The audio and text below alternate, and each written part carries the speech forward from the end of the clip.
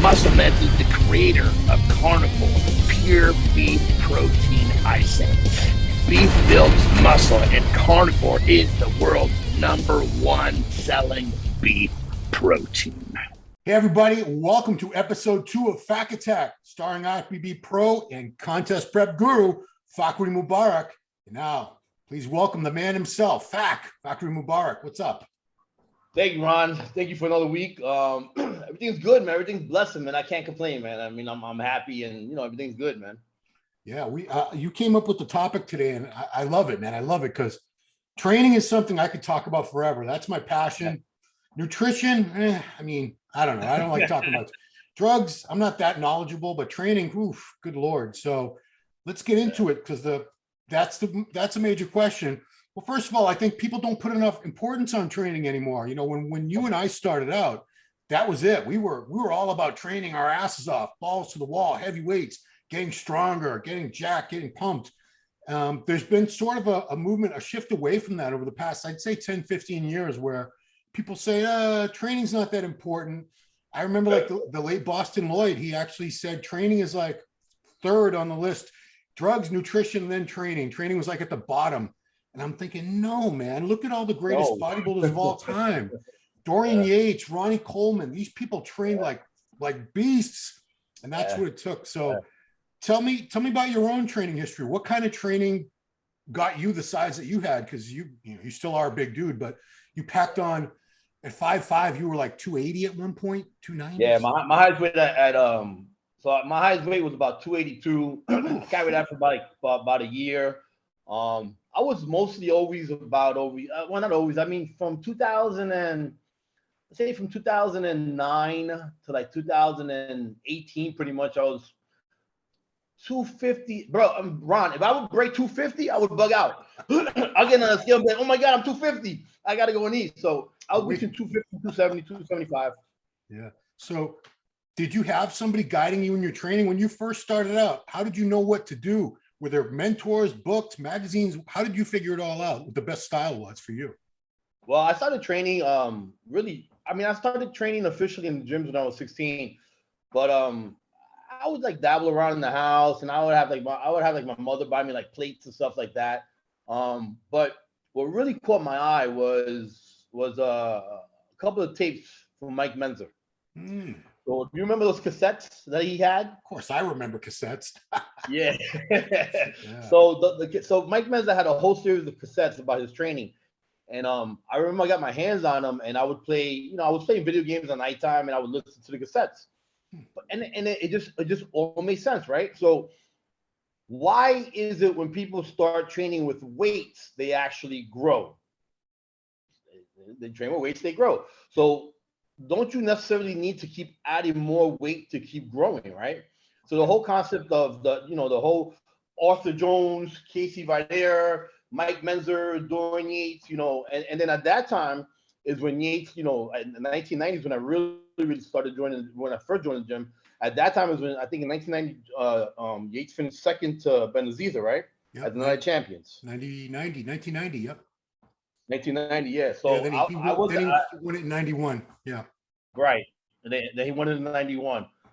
So at that time was when Yates started coming up, and I've always collected the magazines, and I just looked into the training, and it just made sense, man. So, I know we're gonna go into a lot of training stuff, but just to give you an idea, and everybody else, from 1990 all the way to 2014, I got stronger and bigger. So you're talking about 24 years of straight growth and straight size. That doesn't even sound possible because you think, well, eventually, I always that's something I argue about. People not argue, but how long does it take to reach your full potential? And I don't think anyone, it's been said that most people never ever get to it. You come close, but the closer you get to it, the stronger you get and the bigger you get, the harder it is to get any bigger and stronger. You got to keep trying to train hard or figure out ways to keep the gains coming. How did you do that for 24 years? Yeah, so I mean, it's simple, right? I'm not sure if it's Greek mythology or the guy puts the goat on his back and he goes up the hill every single day, right? It's one of those Greek mythology or European, Egyptian, whatever. It was Milo of Crete, because he put the Yes, calf. yes. He had a calf on his back, and he put and every day until it was a cow, and then he's jacked. Yeah. So right. So we read about that in school, and that stayed in my mind, and the whole thing of progressive overload stayed in my mind too. So I have.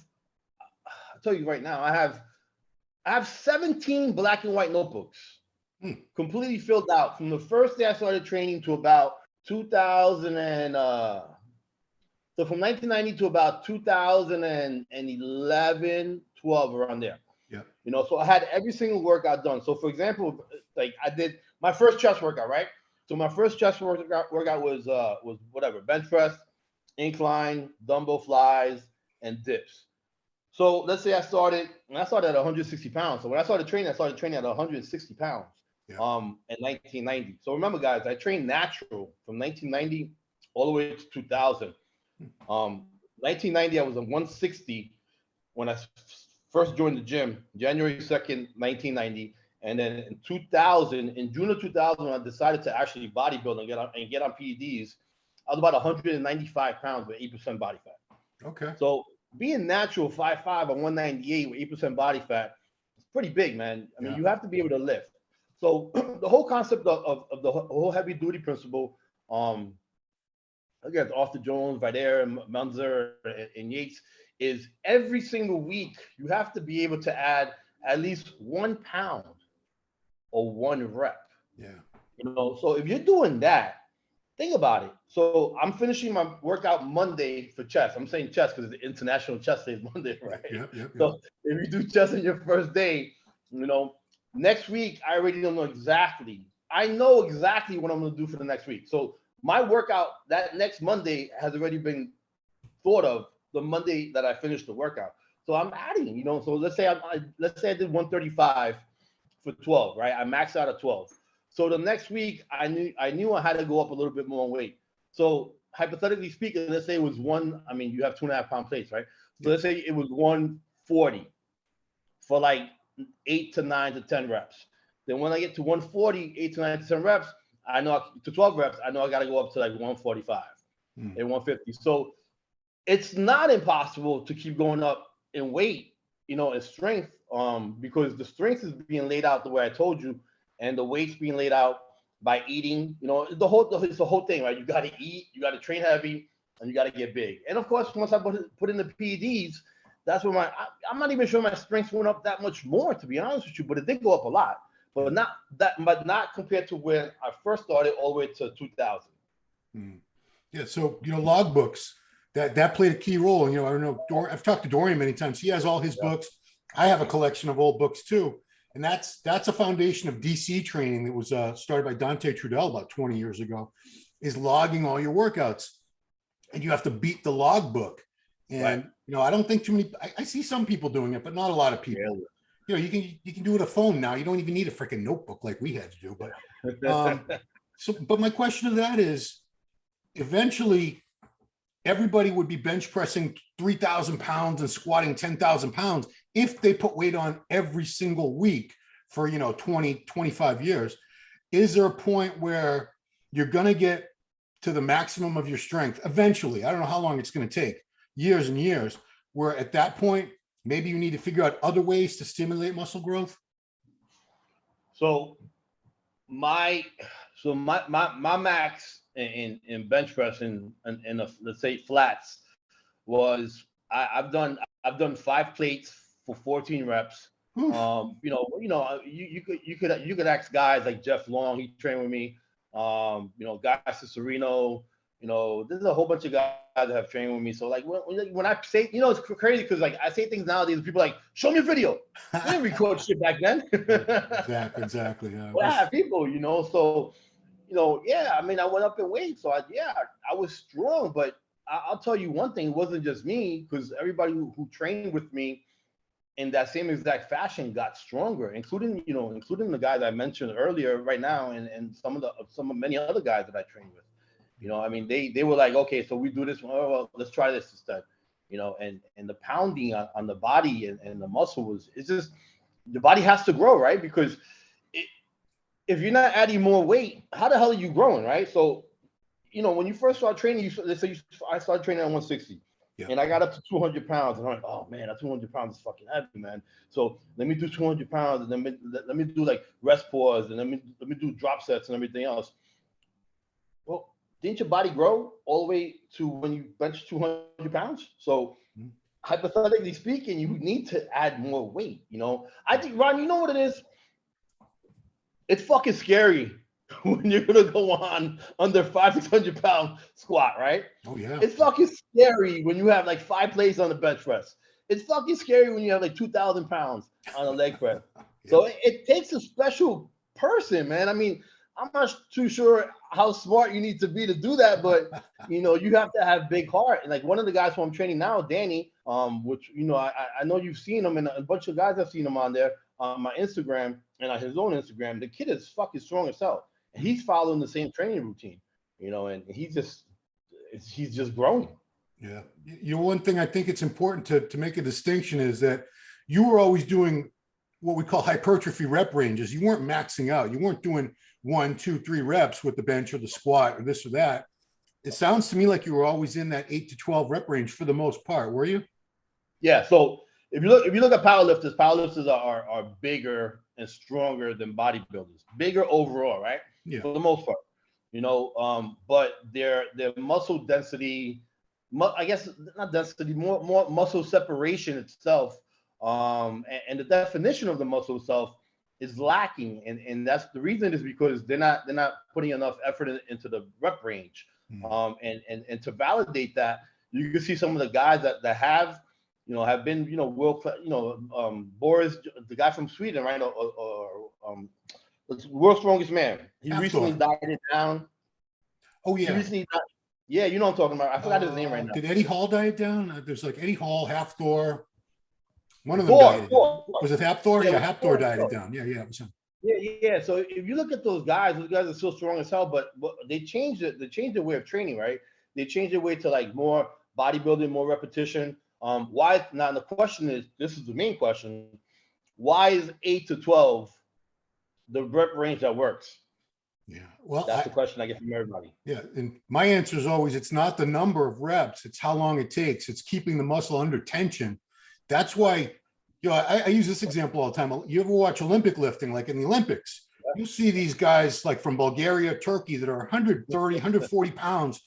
They can pick up 400, 500 pounds and flip it over their head. Like if you blink, you miss it. It's just raw power, but they're not big dudes at all. They're 130, 140 pounds. Because there is no tension on the muscle. It's like their nervous system, it's their tendon strength. Their muscles never get large because they're not under tension. Whereas, you know, and bodybuilders get knocked all the time for not being as strong as people think they should be. Obviously, some of them are, but you'll see other guys that, you know, some guy might have 20-inch arms and somebody sees him curling 30-pound dumbbells and like, I could do 40s and my arms are half that size. It must be all the steroids or something. Yeah. That guy with the 30 pounds, he's really squeezing the shit out of his biceps. And he's doing like 15 reps with very little rest in between sets. The muscles are always under tension. There's a ton of blood and other nutrients going in there, getting crazy pumps. You know, people don't make that distinction. But, you know, how do you explain the time under tension principle to people? So the whole 8 to 12 reps was also one of the questions like Mike Mentzer asked himself, right, on the tape. It just seemed to have worked for since the system, I guess, started, or the first person that really made it popular was Arthur Jones, right, the creator of Nautilus, who trained Casey Vidaire within a certain amount of time. Now, well, people don't understand that Casey Vidaire, he was already a bodybuilder, right? Yeah. So he went through some stuff and his body broke down. So he was able to build that much muscle in that certain amount of time, but he already had that much muscle. Well, let me explain, because if people don't know what you're talking about, they called it the Colorado experiment. Right. I think they flew him out to University of Colorado or something. So right. Casey had already been a teenage Mr. America. He was jacked. He was probably one of the greatest teenage bodybuilders that we've ever seen. And he had a work accident where he cut part of his finger off. And he didn't train for a very long time. He lost 70 pounds of muscle, and Jones wanted to see how quickly we could put that muscle back on his body. And I think in 1 month, they put 70 pounds back, and it was very brief. It was like 3 workouts a week that took like 20 minutes. And it was, that was a huge selling point for his principles and the Nautilus machines. So I just want to throw that out there so people don't understand. Yeah. So to go back a little bit more, I also trained with Mike Mentzer. I flew out to California a couple of times. Wow. And I trained with him in the 1990s. So I had the pleasure to train with him and the absolute pleasure to know him as a person. Great guy, very intelligent, man. Very, very intelligent, man. Great guy. If he liked you. If he liked you, because Mike, Mike had his side. Ray was more of a friendly person. Ray was more, Ray was his brother. Yeah. So I trained with Mike, and Mike was really hardcore about the short amount of training, right? So it was like 1 to 2 working sets, and then boom, 1 to 2 warm-up sets, and then an actual working set. But I told Mike, I'm like, bro, I'm squatting 500 pounds over here, so I can't do 135. 225 and jump up to 500. I mean, it's a little different. So when you're stronger, of course, you need more working sets. So when I say that's my training principle, it doesn't necessarily mean like 1 or 2 sets and then you go into your set. If I'm doing biceps, curls, or triceps or small muscle, then yeah, it is possible to do 1 or 2 sets and then go into a working set. But I usually do 4 sets. No matter what. But my last set, even until this morning was my max, whatever my max is today. Now, my max today is not stronger than what my max was in 2018. I'm older. And to answer your question, the reason why I stopped getting stronger was, I was 44 years old. It's Father Time doesn't play no games. And then in 2018 is when I decided to come off, of PEDs. But in 2018, I was still strong as hell. I was still benching, 500 for reps. I'm still squatting 700 for reps. So it's possible to keep going higher. The whole thing about tension, 8 to 12 reps, it seems to work, right? If you do higher rep, it's like a sprinter and a marathon runner. Yeah. Right. So if you look at a sprinter, he's built more muscular. He has faster twitch muscles, more fast twitch muscle development. And a marathon runner is elongated muscles, more of a slim physique, because he's meant to run longer.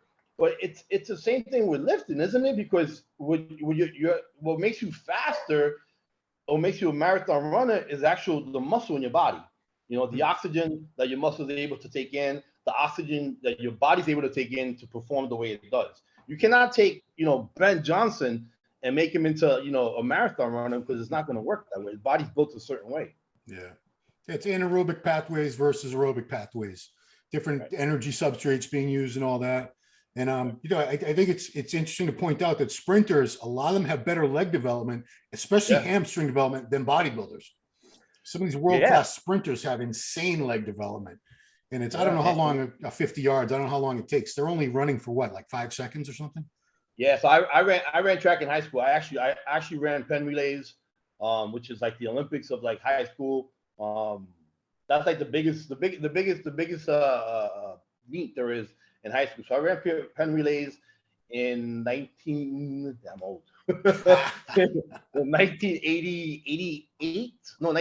I was at Penn relays. Okay. And we got I got a second place medal from there.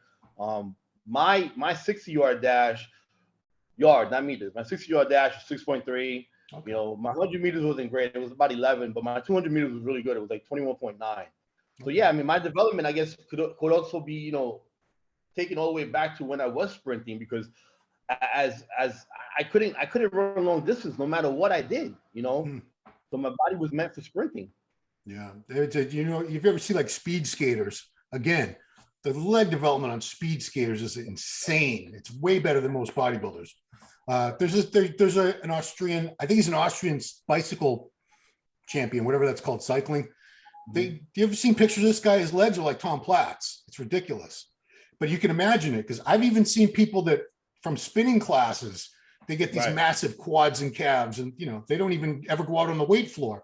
But but Ron, what's that? Where's that from though? That's from fast twitch muscle development, right? Yeah. That's from sprinting. That whole entire pop, right? Yeah. So when you're sprinting, you're putting your feet on the block, and then boom, you're popping. Speed skaters pop when they, But if you look at again, a speed skater that's running long distance, or a speed skater that's skating long distance, because they have those categories, they're not going to be built the same as the shorter ones, the ones that are the ones that are doing the shorter races. Yeah.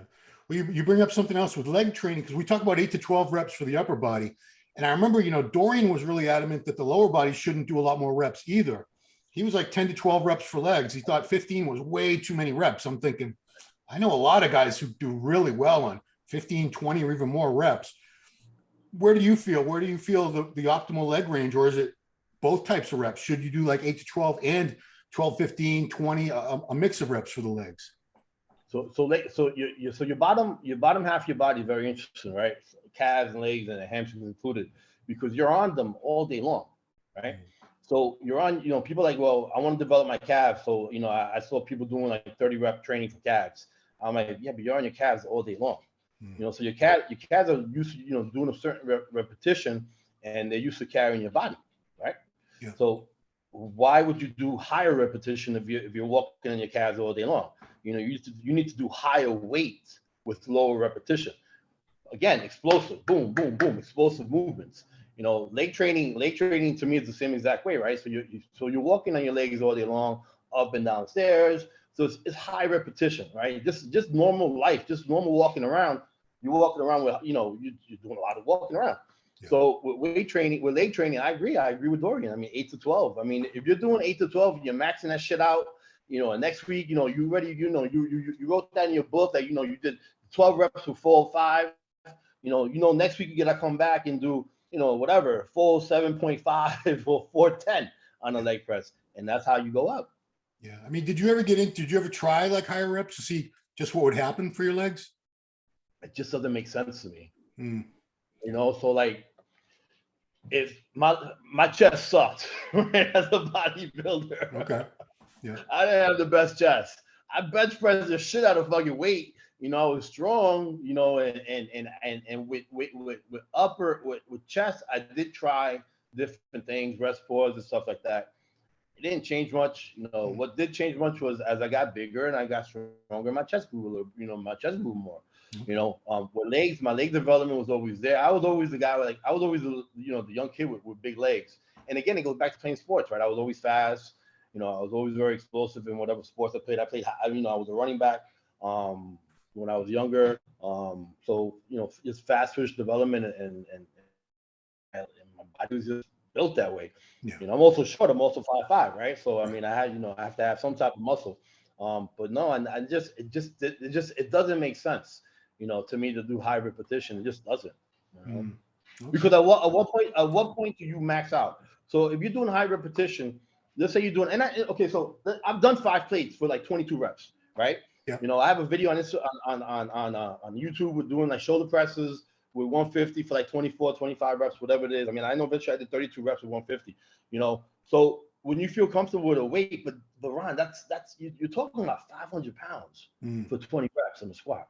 You're talking about 150 dumbbells, for 20 something reps. You're talking about, bench pressing 315 for like 30 reps. Yeah. So that's already high in weight, and that itself is putting enough stress on your muscles.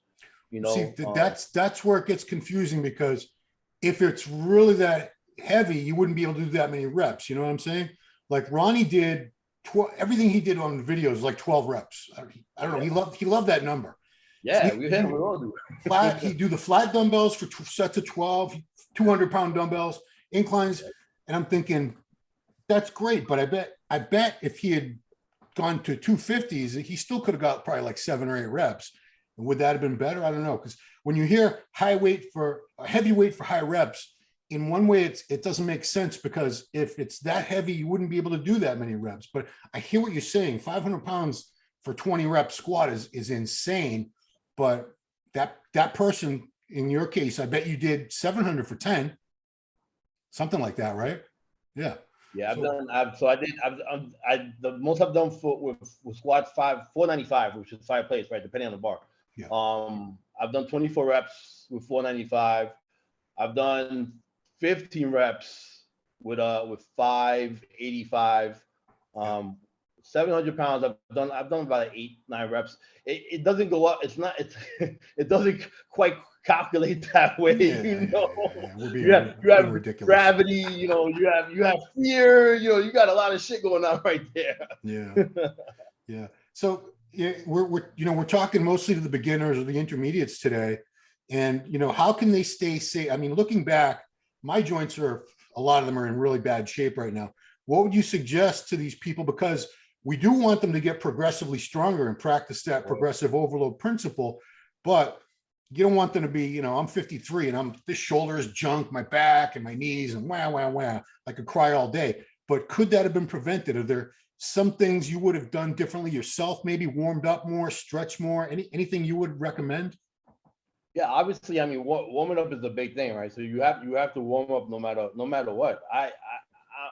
I'll be honest with you, like, when people will come up to me and be like, wow, how do can I train with you? I'm like, don't ever train like me, and I've heard Branch Warren say the same way. Yeah. Say the same thing. I mean, I've heard a lot of guys say the same thing. Don't train, don't watch me train and copy us.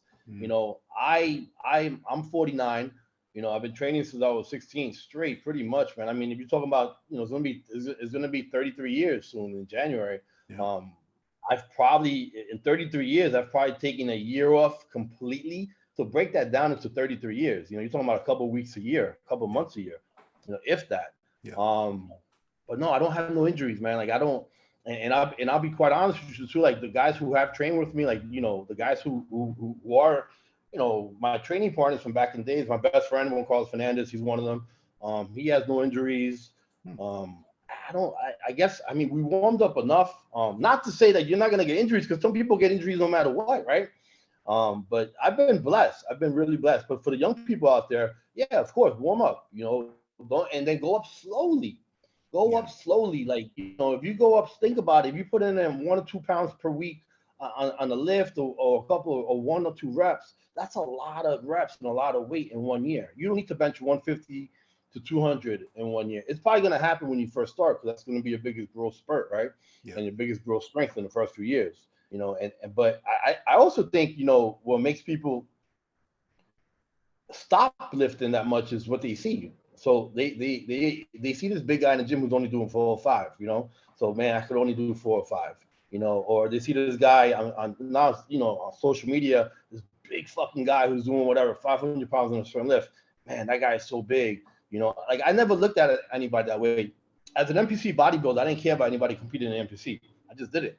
My thing was to look at Sean Ray. My thing was to look at Lee Priest. My thing was to look at these guys, because I knew that was the best of the best. So when people tell me, well, I squatted 500 pounds for 2 reps, I'm like, well, that kind of sucks. So if you're a powerlifter, because there's guys your size that are doing like 800 pounds. So why are you lifting for 2 reps? Yeah. You have to be able to keep up to what you're doing yourself. And you also brought up, when you mentioned Branch and the way he trains, I had to say something, because he gets a lot of shit for it. For years he has. Yeah. And I think, Ronnie was the same way. It was very ballistic, very, very fast lifting, which, scientifically that does activate the most muscle fibers versus slow squeezing. But, because Dorian was very different. Dorian, if you look at his videos, everything was very controlled. He never threw the weight. Hey, Branch and Ronnie, it's a totally different style, but it worked for them. How would people know which style is going to be best for them? And is that style dangerous for some people, the Branch and Ronnie style? So Branch Warren style is dangerous. Ronnie Coleman style is dangerous. And Fakhri Muburak style is dangerous. Man, okay. Yeah. Damn. So you trained that was your training style, or that is your training style, basically. Not as bad as Branch and Ronnie. But yeah, I mean, I'm very forceful. I'm very fast to get the rep out, and I think that forcefulness and being fast to get that rep out is what actually activated those fast twitch muscles, right? Mm-hmm. Is what those fast twitch muscle fibers, which leads to growth, like you said, scientifically speaking, that pop is what makes the muscles grow faster. I've always been controlled, but fast. Like, it's never been like slow concentration movements. It's been fast movements. Let me ask you this: What about, I mean, I always tell people you can lift fast, but lower slowly, control the negative, because Yeah. dropping the negative on certain exercises, you're really asking to get hurt. Like, You're asking to get killed, man. let's just say, stupid, silly example. Say you can do the whole stack on the lying leg curl.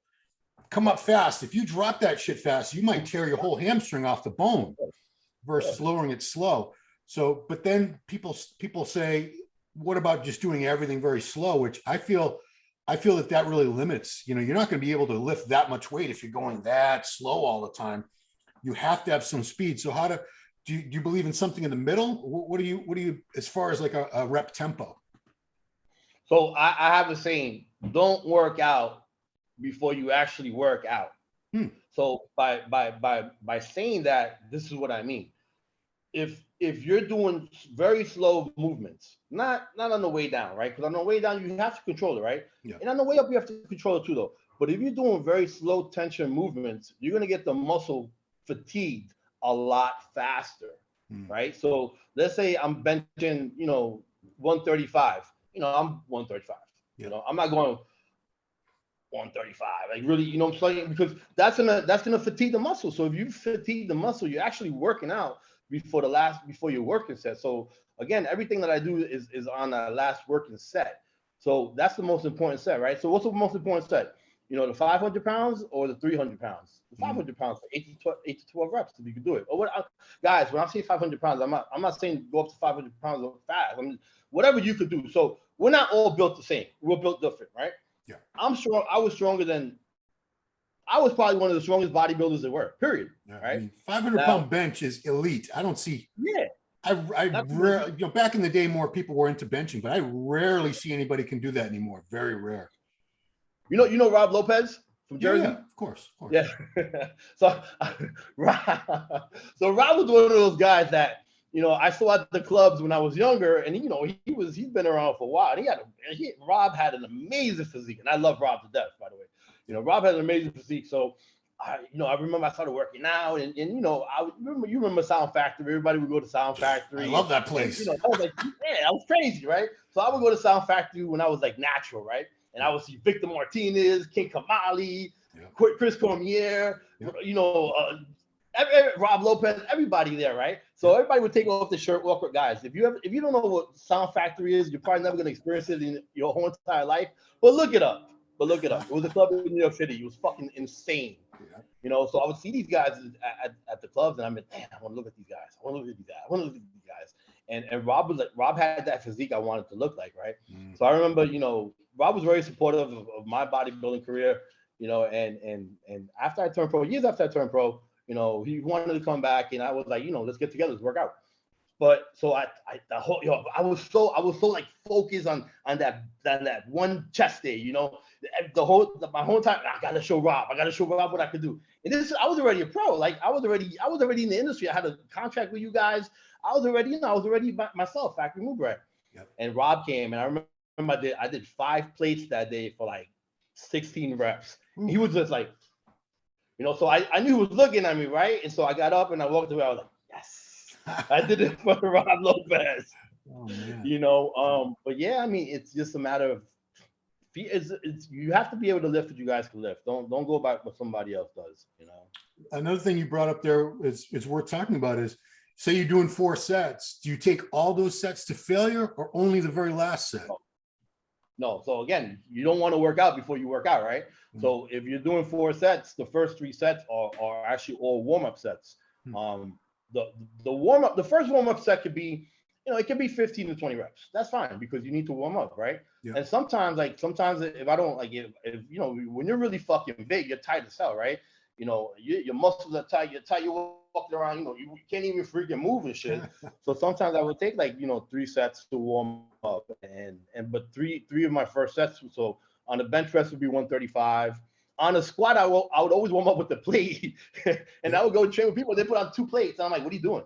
And they're like, we're warming up. I'm like, I warm up with the bar, and they're like, well, don't you squat? I'm like, yeah, but I warm up with the bar. So yeah, warming up was very important for me. So the first set, let's talk about 4 or 5 bench, right? So the first set would be 135. I would do that for like 10 to 15, You know, if I felt like I needed another warm-up set, I would also do that again, 135, 10, 15. Then I would do 10, 225. I would do that 10. Then I would do 315. I would do that for like 8. If I needed another warm-up set to do 365, just feel a little better, I would do that for maybe like 5. So again, I wouldn't work out before I actually worked out. And I wouldn't even take those reps to 8 to 12 either, because I didn't want to get my muscles fatigued before I actually got to the most important set, which was the working set itself. Mm. So what do you think happens if somebody does take all their sets to failure? You know, maybe they'll do one warm up and then everything after that is 15 reps to failure, 12 reps to failure, 10 reps to failure, 8 reps to failure. You know, Mentzer was very much made people aware of the need for recovery and the impact on the central nervous system, that I think, you know, because we figure, well, I did chest today, I'm doing back tomorrow, so there's no overlap. But if you're really training hard, it's your central nervous system being stimulated to the max every time, and adrenaline being dumped into your body and all these other things. It does become a situation where people can become overtrained. So, you know, are there people out there who can do a lot more sets to failure and still recover? Does recovery seem to be an individual thing where people are on a spectrum? Now, Ron, are you speaking about recovery between sets or between days? Between workouts, as far as like, you know, some people can do more volume. Some people thrive on volume. Like Dorian and Ronnie trained completely differently, but they both had the best physiques of their era. Dorian only did one working set. Ronnie was in there for a couple of hours every time. I think you see the videos, they go on and on and on and on for like one exercise. Yeah. So how do you know how do you know where you fit into that? I guess you'd have to try everything. But does the lower volume and more time between workouts, does that seem to work? Because you have coached tons and tons of people. Does that seem to be more successful for most people? Yeah, I mean, people ask me all the time, when are you changing my training program? I'm like, I haven't changed mine in like whatever it was, you know, 10, 15, 20, 30 years, you know what I'm saying? Like depending on the time, like I have to climb. Yeah. Yeah, I mean, Mike was very adamant. I remember I trained with him one day. Yeah. The next morning I was in the gym, and he comes up to me, he goes, and Mike was very blunt. He goes, "What the fuck are you doing?" And I'm like, I was like, I'm training. He goes, "I didn't tell you were going to train today." I'm like, "No, I just came in to." He goes, "I didn't tell you were going to train today." I was like, "No," but he goes, "You know, Mike was not cheap. Mike was very expensive to train with." Yeah. You know, one phone call with Mike back in the 90s was like $300. Wow. You know, that was, one phone call. And I'm talking about like, and that depended on the conversation. You know, and the second phone call, he might charge you $400. So just imagine what he charged to go train with him. Eventually, you know, we became, you know, I guess we became friends, but he still charged me. So he was like, what the fuck are you doing? You know, I'm like, he will go back to the hotel. And I'm like, so I looked at this guy and I'm like, it's Mike Mentzer, you know, I'm going back to the hotel. But yeah, it's the rest. So you don't grow when you're training. You grow when you're resting, right? I mean, that's scientifically proven. You know, the muscles grow, the muscle recover, you know, when you are resting, when you're sleeping, when you're not training. So if you're pounding your body with high volume all the time, like somebody who's natural, okay, so this is a great example, right? So somebody who's natural cannot train like somebody who's on drugs. They just can't. They'll break down faster. You know, it just the whole breakdown of what PEDs are. They allow you to train more. They allow you to recover faster. They allow you to train harder and stronger. You know, so my example is a really good example because I trained 10 years natural from 1990 to 2000, and I made that type of growth spurt, right? And the strength, right? I was, you know, I competed in the ADSPA powerlifting, second in junior nationals. My total lifts, my highest total lift as a junior in 90 kilos was about 1805, 1806, which is 3 lifts, which is a lot as a natural, you know, as a natural kid between 20 and 23 years old, 90 kilos, which is 198 pounds. Okay. You know, so if you take my natural way of training, which was the exact same way I trained when I got on stuff from 2000 even until now, I still grew and I still made changes. So that would just tell me automatically, I'm like, well, this is the right way of doing it, because if I grew naturally and I grew on drugs, you know, why change anything, you know? Well, I mean, I think a lot of people, once they get on PEDs, because they do feel more recovered, and they feel like they can do more. Like I remember I trained actually for 13 or 14 years. Once I got on drugs, I was like, oh my God, I feel like I can train all freaking day. Yeah. And I was making, obviously the first year or two you're on drugs, you're going to make crazy gains no matter what you do. But a lot of people, that is the conclusion they come to, either from hearing it from other people or just trying it on their own, is, well, I'm on drugs now. I need to train more. I need to train more often. I need to hit the body parts more often, more volume. But then you do have other people who say, no, you should stick to recovery and you know, one heavy work set. How do you know? Are there some people that they should be training a lot more? Like, I think the training frequency is something we need to talk about, because Dorian was all about, in Mentzer, where the body part only got hit once a week. I think with Mentzer, it was sometimes even less than that, right? Like every 8 days or 10 days or something. How do you know, or where do you stand on that? So say chest is hit on Monday. Would you wait until next Monday to hit it again? Or would you maybe hit it on Thursday or Friday? Always. So just to go back really quick about, like, you know, people have different type of training ways. I agree they do, right? But when they used to come and train with me, I used to bust their ass so fucking hard that they'd be like, oh shit, you're right. This is, you know, I cannot, you know, I would not be able to train for like another hour. You know, I mean, we used to have guys come and train with us all the time. And like you said, you know, everybody grows up training different. Everybody understands, you know, everybody sees training in a different way, you know, for the most part, and they have different ideologies of training itself. But I know, because I trained with a lot of guys, right? So when the guys came to train with me, and girls, when they came to train with me, you know, we would train so fucking hard that they'll be shaking. You know, no, it's true honesty, because you know, again, you know, your central nervous system gets fucked up.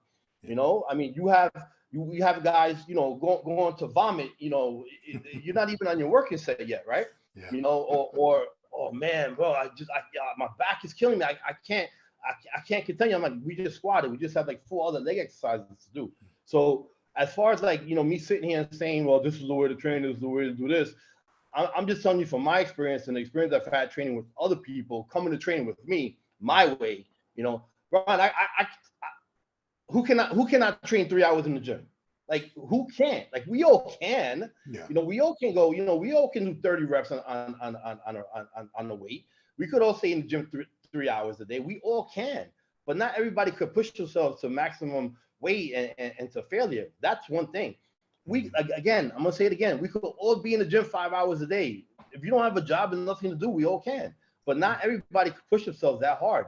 And if you push yourself that hard, there's no way of training for more than an hour to hour and a half. There's fucking no way. It's impossible. You would want to give up. Yeah, you mentioned Arthur Jones. I was a huge Arthur Jones fan. The first book I ever read, bodybuilding book, when I was just turned 18, was the Nautilus Bodybuilding book by Arthur Jones. Yeah. He had a lot of catchphrases, and one of them was, you can train hard or you can train long, but you can't do both. Because if you're training for 3 hours, you can't be training that hard, or else you would have stopped. And another example, like I trained legs with Dorian, or Dorian, I should say, he put me through a leg workout at Temple Gym. I think from start to finish, with the time I got off the bike to the time I was like lying on the floor, feeling like death, couldn't have been more than 30 minutes. It couldn't have been. But there's no way I could have gone any more, because every set, it was, you know, we'd warm up and then every set was just like ridiculous. It's like 10 reps on the leg press. You thought that was your last rep. You'd end up doing like 20 before it was all said and done, because you do rest, pause, and you drop set and forced reps. And my God, it was brutal, but it was so fast. I was like, and then I trained with Ronnie, and there was a group of us. So it's really not comparable, but that was like a 3-hour leg workout. You know, it was like 4 or 5 people. Ronnie would maximize the weight. Like Ronnie was so strong that he would be able to maximize the weight. But like you said, like, you know, training with Mike and training with Dorian, it was almost identical, right? Dorian took it a little bit more. I think Dorian took it more extreme than actually Mike did, right? Because Dorian was really, really stuck to, and when I say stuck, please, Dorian is my favorite bodybuilder of all time. Yeah. One of them, but he's definitely up there.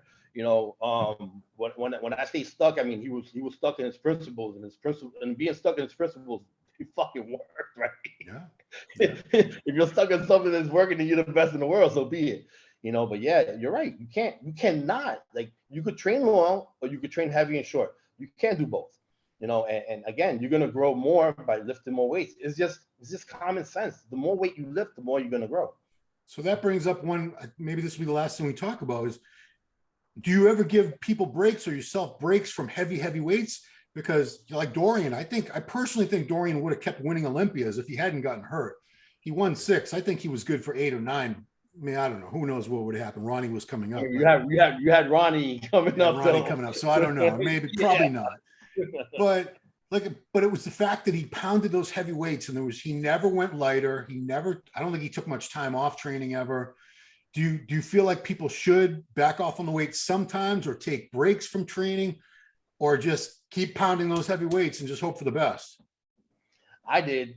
I mean, I pounded. I went hard. I just went hard. Every workout I went hard. There was, bro, I'm going to the gym. Like, what the hell am I going to do in the gym? Don't talk to me. You know, I'm coming into training in the gym. Like, and I would say, this is my job. And people are like, what do you mean this is your job? You're not getting paid for that. I'm like, no, but this is my job. Like, I'm here to work. Like, I'm not here.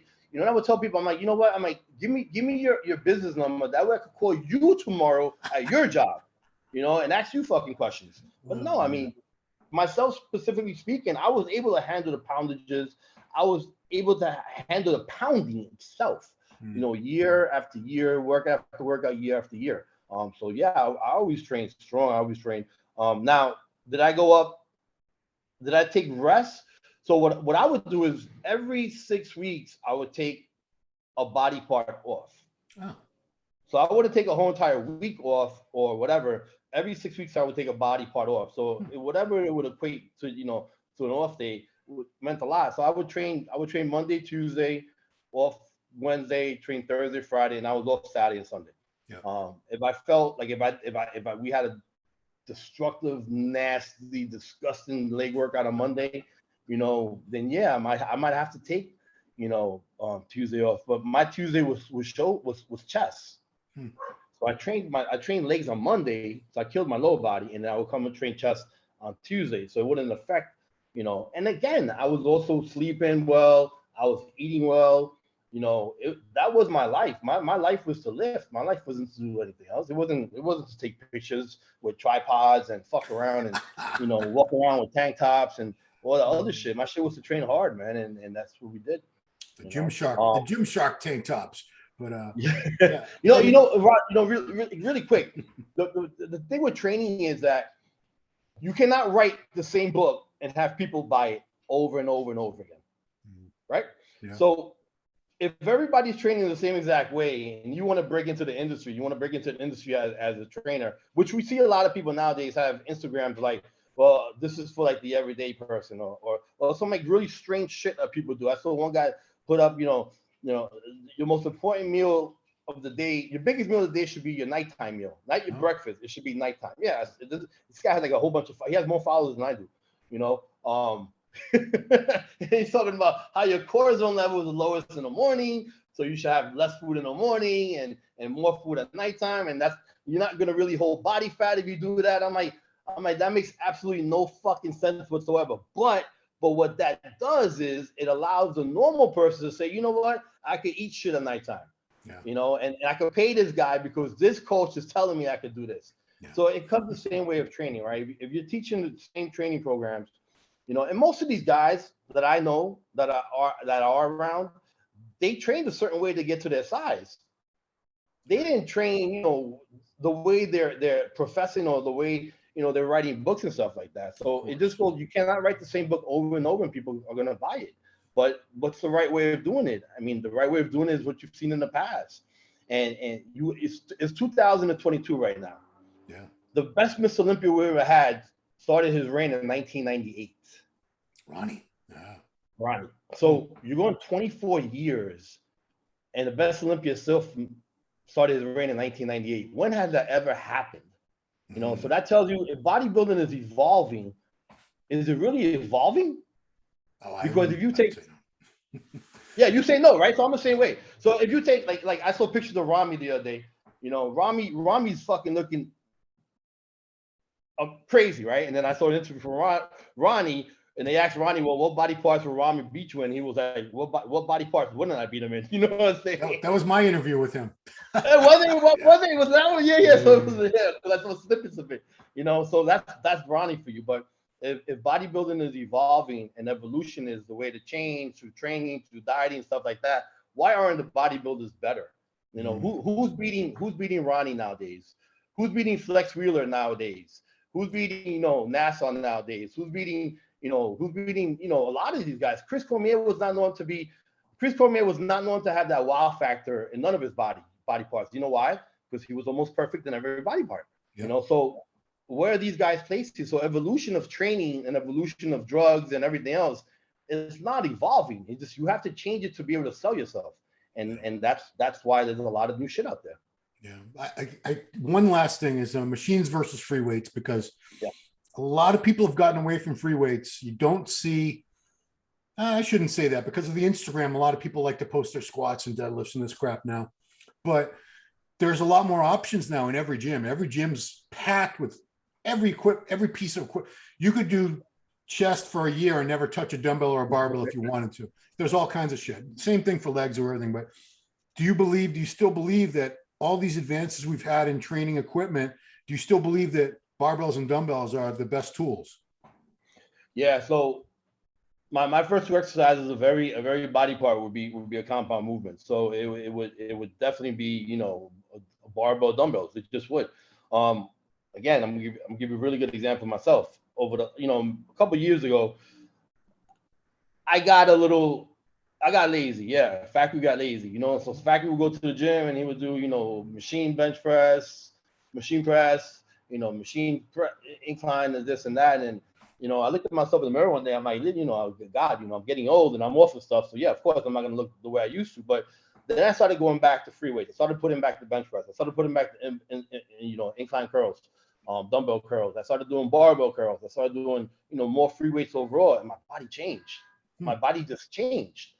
So you're hitting, those machines are really good because they're more specific per body part, right? They're isolating the actual body part that you're hitting. Free weights are more secondary body parts plus the major body part you're hitting. But it's just free weights just make you look different, man. It's just a fact. Well, they're harder. They're hard. You have to balance them. They're just so hard to use, which is why a lot of people avoid them. And, my policy was always, and I recommend it to people, not everyone's going to agree with it, but I would always, like you do, a free weight compound movement first for a body part. And maybe that would be the second exercise too. Then I would go to the machine. So if I was doing chest, because everyone loves talking about chest training, dumbbell presses. And then after that, maybe I'll go to a hammer strength or a Smith machine or something. But while you're fresh and while you have that ability to balance the heavy weights, that's when you should be using the dumbbells and the barbell, I think. And then when those things are fatigued, now you can target the muscle a little more specifically with the machine. I agree. And also because, the muscles are fatigued. So you again, it's going back to like pushing to your max. So if you're fatiguing the muscle already with the highest amount of weight with those compound exercises, then you go into a machine and you can isolate that muscle, and make it a little easier to go heavier with that machine because it's pure isolation. It's not secondary motion. You don't need to balance the motion because if you do bench press and an incline to your max and to failure, you're gonna be fucked up, right? You're not gonna be able to hold the dumbbells correctly. And I've seen it. Like I've seen some strong fucking guys come, go like this, on the way up because they're already screwed up from the first two exercises, screwed up in a good exact way. Yeah. So yeah, no, I agree with you 100%. Yeah, I mean that's why a lot of times guys will have the dumbbells handed to them because the stronger you get, and you would know this, and some people out there, if you're trying to get 150, 180 pound dumbbells off the floor and then up to here, that's like 8 reps you could have done. That takes so much out of you. Whereas if someone can hand it to you, now you're starting fresh. Yeah. Kicking up those dumbbells ain't no joke, man. Yeah, I personally, I could never have people hand it to me because I never got the right balance. Okay. I had to kick them up or else I wouldn't be able to get the balance right. I'm the same way, man. Like when I got heavier, if I had the wrist wraps, then maybe, but comfortably wise speaking, I had to kick it up myself. Yeah. I've tried it other ways and I got them up because I was strong at that time. But yeah, I was the same way like you. I had to kick them up. Yeah. Man, we're not done talking about training because this is something we're gonna have to revisit from a different point of the different aspects of stuff because I think it's so important. And I think a lot of people have gotten away from thinking training is as critical as it is. And they think, oh, they're worried about their macros. And I see these people in the gym and they're training like, I'm going to say it, pussies. They're training like pussies. I'm like, how do you expect to grow training like that? I don't care how well you eat. I don't care what PEDs you're on. Dude, you're training like a bitch. So, no offense to the. I love you, Ron. So I hope. Hey man, if it's okay with you, I think it would be great to have somebody on here, with some type of credibility, of course, because everybody wants to get on, on Muscular Development, but somebody on here with some type of credibility that has like, another point of view that perhaps we could go back and forth on, because again, it's an issue, right? It's an issue, but it's an issue-wise topic of how to train and stuff like that. And there's a lot of people that do different type of training. So I think if it's okay with you, maybe we should have somebody on here. Oh yeah, of course. I love debating and arguing, and I mean, if we all just agreed with each other, how boring would that be? I know. I'd be falling asleep. So all right, man. So that was episode 2 of Fac Attack. We've talked about contest prep. We talked about training. You'll let me know what the next topic is, because you're coming up with some gems on these. I trust your judgment 100%. So guys, if you have ideas for topics that you'd like to see, we're open to suggestion. Leave them in the comments. If you have comments about Fac or myself, we welcome all the feedback, good and bad. It's all good. We love feedback. It's good for the algorithm, whatever the hell that is. So, absolutely. So Fakhri, thank you so much for taking the time again. I could talk to you all damn day. This is fascinating shit to me. So that's it, man. Thanks everybody for watching episode 2 of Fac Attack with Fakhri Muburak, and we'll see you on the next one. Thanks for watching. Thank you guys. Bye-bye.